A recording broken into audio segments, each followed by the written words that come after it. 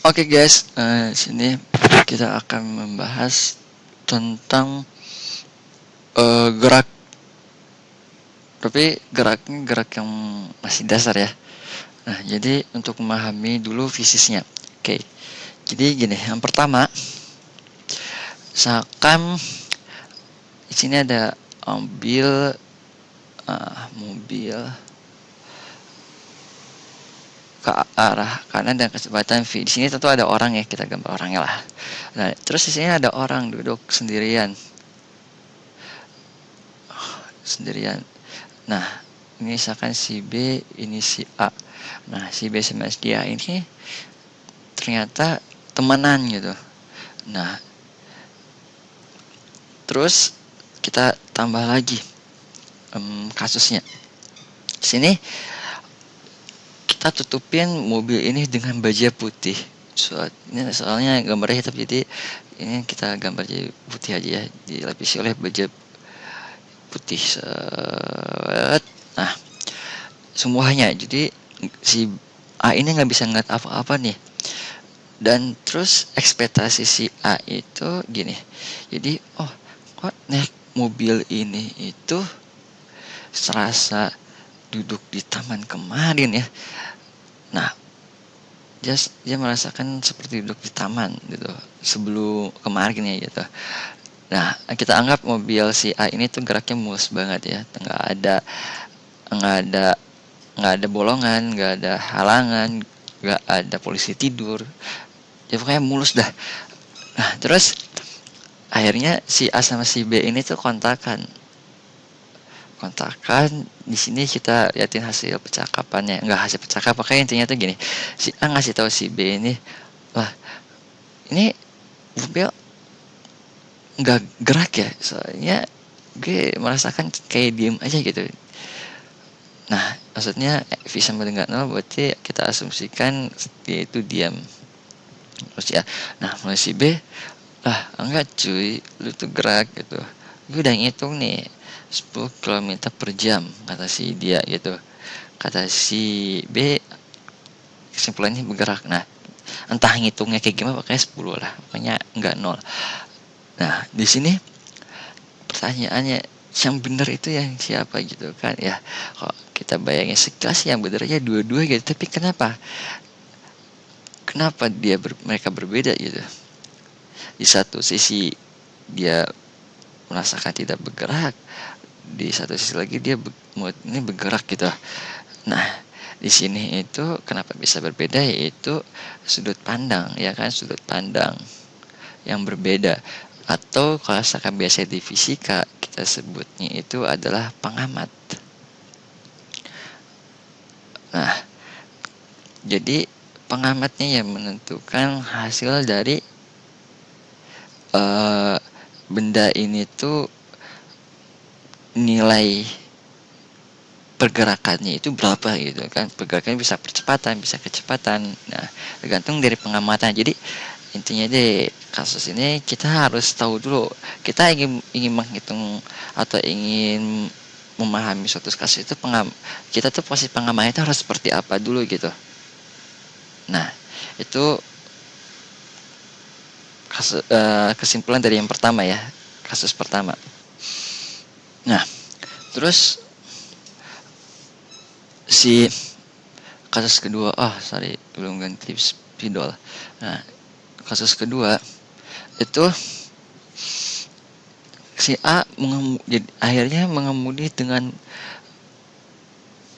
keadaan tidak bisa melihat gitu. Nah, jadi di posisi ini, posisi si A, di sini ada si B. Nah, dia bergerak, dia setir kemana-mana sampai akhirnya dia memutuskan untuk berhenti. Dia berhenti misalkan di sini, di titik ini. Nah, udah itu ternyata mereka ini tidak hanya berdua gitu, tapi ternyata ada orang ketiga cuy. Nah, di sini ada orang ketiga namanya si C. Nah, menurut si C, dia ngitung lagi nih, sebenarnya tuh jarak si titik berhentinya itu di sini sih sekitar 5 meter lah.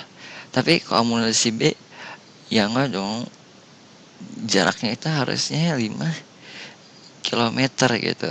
Nah, di sini kembali berkutat dengan pengamat.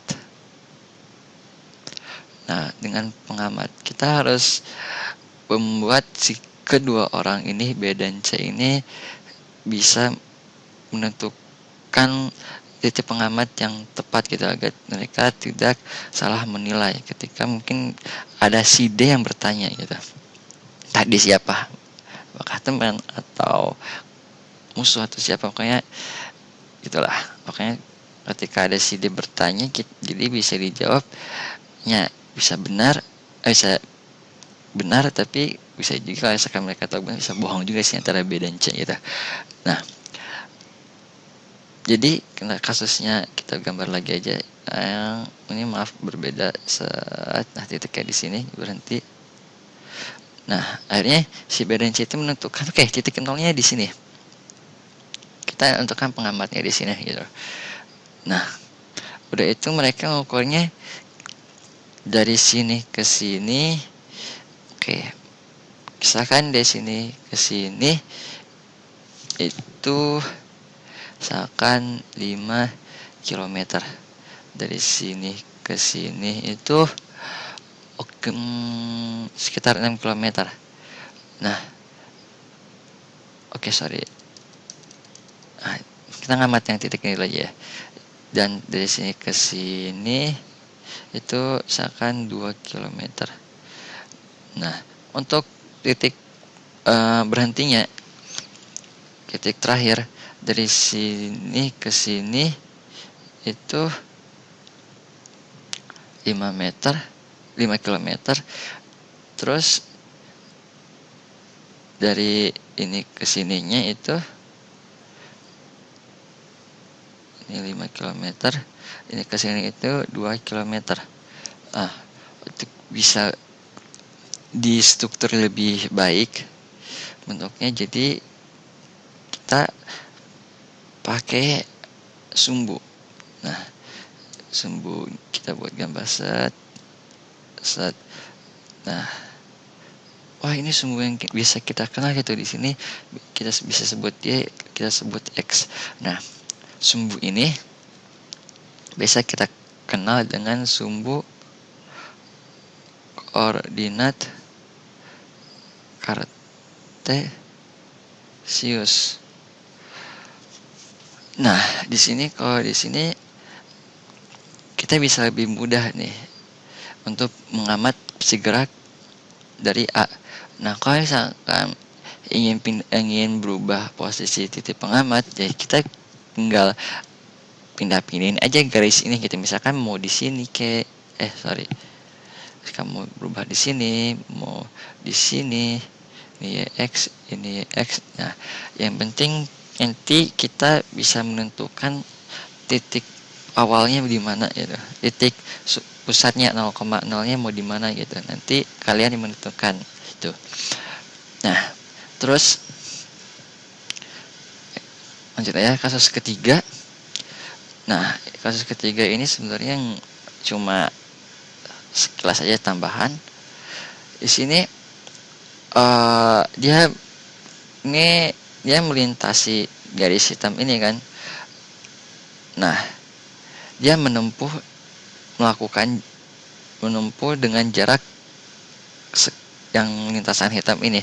Tapi untuk perpindahannya itu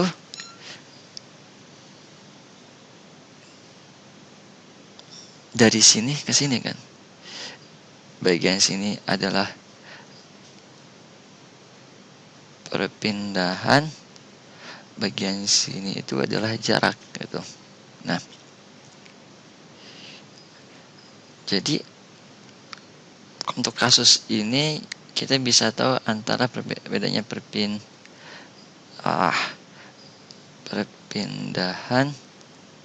dan jarak, itu sudah tahu bedanya kan ya. Nah, jarak itu lebih ke posisi, kalau sorry, jarak itu lebih ke tempuhnya, jarak tempuh apa namanya tuh tempuhnya. Kalau misalkan perpindahan itu posisi. Oke. Nah, dari ketiga hal tadi kita bisa kita bisa menerapkannya di dalam beberapa hal. Nah, di kasus akan gini, kita kasus pertama ada bola terus kita lempar. Kita lempar. Di ketiga hal tersebut kita akan menentukan pengamatnya itu gimana gitu posisinya. Kita anggap dia posisinya diam. Terus kedua, kita gambarkan sumbunya. Oke. Sekarang kayak gini. Sorry. Gambar misalkan ini mulai dari ini titik 0, ketika dia tepat akan dilempar. Ini Y, ini X gitu. Nah, kita udah tentukan sumbu koordinat. Terus yang ketiga kita lihat sebenarnya jarak dan perpindahan, tapi kita lihat dulu kejadian fisiknya. Nah, dia kan bakal bergerak dari sini ketika kita lempar ke atas, dia sampai sini, dia turun lagi ke bawah gitu kan. Nah, jadi kita bisa lihat nih jarak yang dia tempuh kan dua kali ini kan, pertama dari bawah ke atas, terus dari atas ke bawah lagi gitu. Kita bisa kan jarak dan perpindahannya gitu. Pindahannya berapa, jaraknya berapa, yang penting jelas ini berbeda ya, jarak dan perpindahan itu berbeda. Nah, setelah kita memahami dari tiga hal yang kita telah bahas sebelumnya, kita akan menambahkan hal yang baru gitu. Kita bertanya di sini kenapa bisa bergerak dari bawah ke atas. Nah, di sini sudah di dunia ini, di zaman leluhur kita sudah ada yang jawab gitu kan pertanyaan ini gitu. Yang melihat ada sebuah apel, anggap apel ya, dia jatuh dari pohonnya. Terus apel bisa jatuh dari pohonnya, kenapa nggak ke atas gitu. Akhirnya orang itu dia mengasumsikan teori gaya gravitasi gitu. Nah, dari gaya gravitasi ini dia mendapat bisa dicari percepatan gravitasinya gitu, yang biasa kita kenal dengan 9,8 meter per second kuadrat gitu, atau kita biasanya di aproksimasi 10 meter per second kuadrat gitu untuk memudahkan. Nah, untuk lebih jelasnya kita bakal bahas lebih lanjut lagi. Nah, terus yang kedua, nah di sini kasusnya itu ada benda kecepatannya itu misalkan di sini 5 satuan. Terus di sini juga 5 lagi. Terus di sini juga 5 lagi. Terus di sini juga 5 lagi gitu. Nah,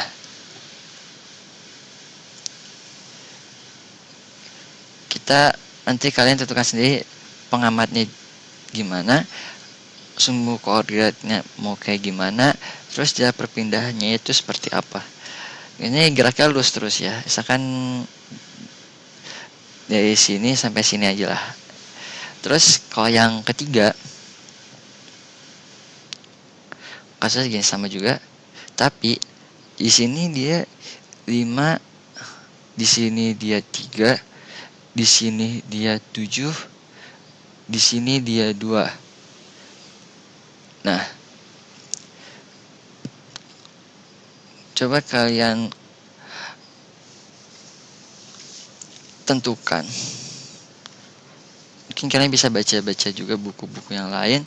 Di sini kasus mana yang dia itu adalah GLB dan kasus mana yang itu adalah GLBB.